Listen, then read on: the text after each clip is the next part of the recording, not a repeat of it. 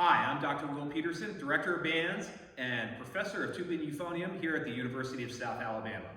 I hope you enjoy this podcast, which highlights the Alabama All-State High School Lyrical Tuba Etude. Enjoy.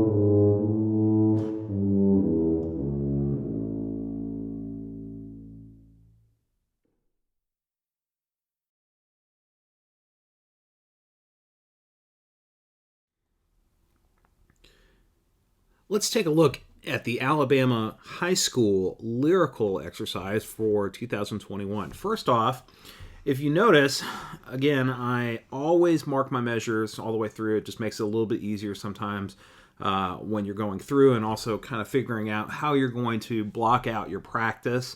I just really highly recommend going ahead and doing that for yourself as you go through.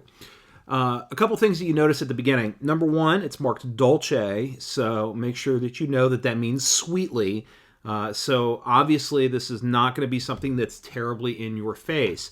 One of the things you'll also notice as you're looking is that you'll notice these breath marks that are strategically placed all the way through. That is something that I do with every piece I work on. I always tell my students to come up with some type of breathing plan to go along with how they are planning on phrasing. As tuba players, we have to take more breaths inside of a phrase than an instrumentalist such as an oboist or a trumpet player, even a trombone player or euphonium player. And so that means that we sometimes have to take breaths where they wouldn't necessarily, you wouldn't necessarily expect them, but we still have to make them sound musical. And so you'll notice that that's one of the reasons that I'm so particular about breathing all the way through, because we have to make sure that we have that tank full. My teacher, Dan Parentoni at Indiana University, used to say, you never want to get under a third of a tank. And so if you're driving, you know, when you're driving and you see the light come on where you have a low tank and you start getting stressed out because there isn't a gas station, of course, anywhere near you when that happens, it's the same idea when you're playing tuba. You don't want to get to a point where you have that low gas or low air light pop on and you start getting tension in your playing. So we want to try to avoid that, and that's one of the reasons that a breathing plan is so important. So as we start out, measure one going into measure two, obviously most of these are essentially 4-bar phrases, and usually they have a beginning, a first half, which is measure 1 and 2, and then a second half, which is measure 3 and 4. So it's kind of like two little mini phrases that are making up the whole phrase. So you'll notice that I take the breath right here in the middle of measure 2. You'll also notice that I have a little sneak breath right here in measure 3. One of the things that you have to think about as you're playing a big old B flat or C tuba is I might not be able to make it as far comfortably, and so I have to start putting in breaths in places that make strategic sense. This is one of those places. It allows me to keep my air supply a little bit higher so I can execute the crescendo that happens in measure 5, and then I sneak another breath coming in to measure 6. Now, at measure 7, I don't make a whole lot of this crescendo, and that's a decision that you guys can make individually. I just see it as kind of a slight swell and then a slight pullback. But you need to make sure you have enough air to make it to make sure you get all the way through measure 8 until beat 4 for the release. A couple things you can do as you're practicing. One of the things I think that would be helpful is to think of using a little softer articulation. So if you use typically like a toe or a ta type articulation with a T, I would think about something softer, a little bit more with a D, do or da. I usually use do for myself, and that's what I tell my students. And I think that that'll help smooth it out. The other thing is make sure each note touches the next note. And that's important not only for articulated notes, such as the beginning, but also for these slurs. To make a true slur happen, you need to make sure that you're not cheating with the tongue as you go through. A lot of times when I hear high school tuba players, even college level tuba players, that idea of cheating through slurs happens quite a bit. Go ahead, take the mouthpiece off the horn, practice buzzing straight through. Also practice using, for example, a wind pattern where you only articulate, you only use the air and the articulations that you would use normally when you're playing. So, for example, at the beginning, I would be articulating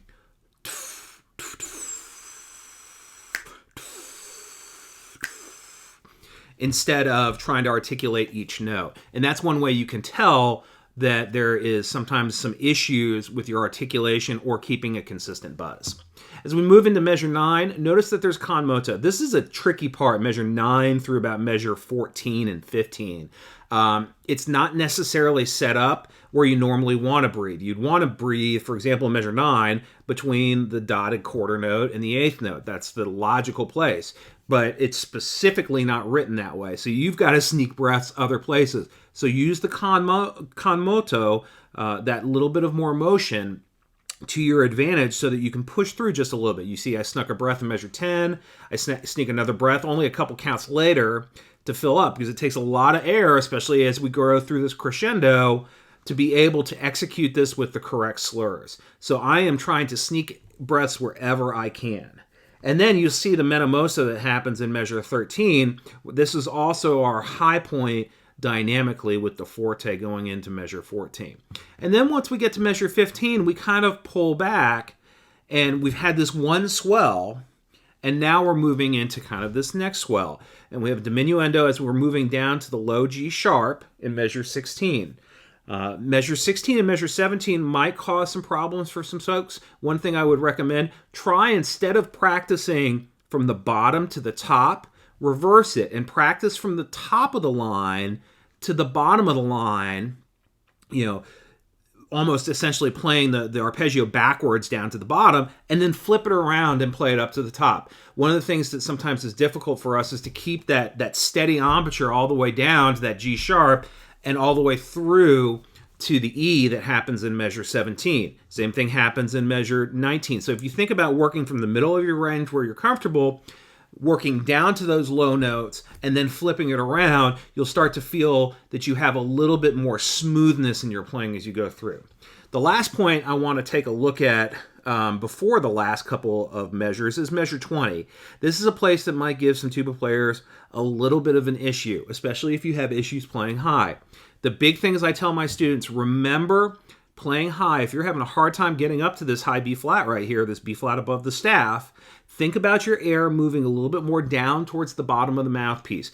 When we're buzzing, we want to keep that buzz and the air situated downward, as opposed to when we're playing low, where the air moves a little bit more upward towards the top of the mouthpiece. If you're having a hard time executing that high B flat, 9 times out of 10 when I deal with students, usually it's because they don't have the speed of the air and the air isn't pointed in the right direction. So again, remember, to play high, blow more down. To play low, blow more upwards. As we move through to tempo 1 and measure 22, we start to kind of pull away from this intensity that we've had before. We've had the allargando, and we're coming back into this tempo 1, and we have a diminuendo. Keep a nice, full, rich sound. Don't let your air go too fast in these low notes in measure 23. You want to keep a nice, round, open sound all the way through. And then as we crescendo in measure 24, Be really careful that you're not clipping the back side of each of these 2-bar slur sets. Dia, dia, dia, dia, dia, dia, dia. That's going to help you quite a bit in that smoothness that you want to get as you go through. And then as we move into the end, notice that we have the retard going into measure 26. But the big thing to also note is the style all the way through. There's a lot of different pulling and pushing, but the style all the way through is this really wonderful lyric style, and you want to keep focusing on the quality of your sound as you go through this. I hope these comments have been helpful to you. If you have any questions, please feel free to send me an email at wpetersen@southalabama.edu, wpetersen@southalabama.edu. Best of luck with your preparation for the 2021 All-State High School auditions.